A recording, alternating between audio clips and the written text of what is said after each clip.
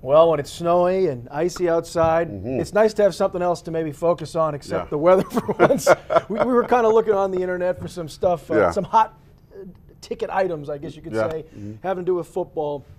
Two of, I think, the most pressing issues in football, the targeting rule in college football and the fast break offense. I love the fast break offense. You love it. Clemson fans love the fast break offense, but it looks like the NCAA wants to do something about the fast break offense. Well, I can tell you this, B-Back. All the coaches, the defensive-minded coaches that I know, guys like Nick Saban and, I mean, even Lorenzo Ward, guys like that don't like this offense because really it gives the offense a really, really huge advantage because it doesn't give them time to change personnel and substitute things like that, and they can't get going. And the most important thing, it wears you down. So, you know, come on, every rule is set up for the offense. I know you're an offensive guy. You like the points. You like the 40, 50 points. Everybody likes that. We like defense. I mean, I want that 13-10 kind of game. Well, with this fast-paced offense, that hurts. I mean, because now it's about how many plays you can run.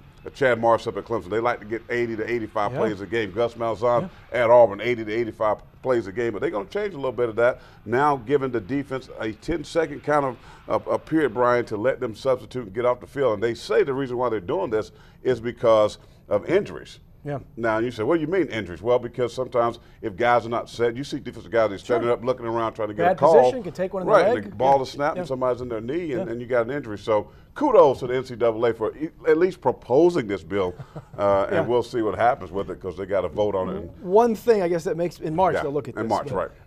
One thing that makes me happy about this is maybe it'll reduce the amount of guys pretending to be hurt on the field, holding their thigh and saying, oh, man, I can't play another down, and then they come out for a down, they're in two plays later. What do you mean? They're not pretending. Those guys are hurt, man. I mean, if you're gassed, you're hurt, right? They're hurt because they can't breathe. Pride is hurt, but you're right. I mean, maybe that will cut down on that because we know when guys are like, look at the sideline, the coaches are doing this. Go and down, say, hey, go get down. down. And they fall on the ground, they have to stop the clock. So hopefully, you know, it'll balance things out. But I mean, the rules are set up for the offense. And hopefully, if they pass this in March, it will help the defense out some. I mean, 10 seconds is not a whole lot of time. No, but it's more than they got now. But you can't get guys on and off the football field. No, no. The other one, targeting rules, of course, and player safety is important. It's very important, but it's been a very controversial issue, both in the NFL and in the college game. Yeah, and here's what the rule states now. If you get one of these flags and penalties of targeting up around the neck area, if it's in the first half, you sit out the second half. If you get that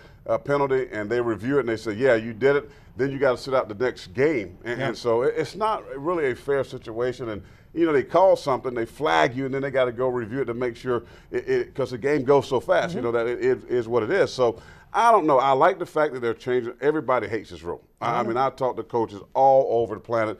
They hate this rule because sometimes you cannot avoid hitting up in that neck area. Even when you're going for a clean hit. Right. You got a safety that's backpedaling. You got a guy's running a deep dig route, a crossing route, and he's firing up. And, you know, the quarterback throws it high, and he's got to try to adjust. And sometimes you just can't adjust, Brian.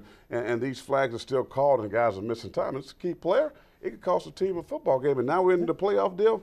This could be big. So I'm glad they're definitely changing this targeting rule. Well, we're going to find out in March how they want to vote on these two rules. But that's all we got for now. Back to the snow, I guess. Stay warm. Well, ice, that is. The ice and snow, yeah.